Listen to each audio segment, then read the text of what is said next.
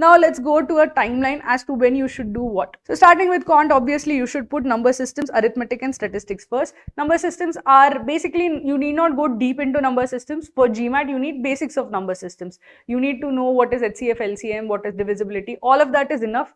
The advanced part of number system you can leave for later. For CAT and XAT, it is more relevant there. So you can leave that for later. That is basically one part of basics of number systems are needed. The advanced part of number systems you can do later along with algebra. Keep on continuing with algebra. First do the basics of algebra with advanced parts of number systems, then continue with advanced parts of algebra, and then start with combinatorics.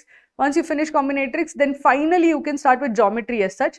Why have I kept geometry for last? Because at this point in September, August and September, you can take the GMAT exam. Once you have taken the GMAT exam, till then if you have only basic understanding of geometry, that is fine, because that doesn't actually come on GMAT exam.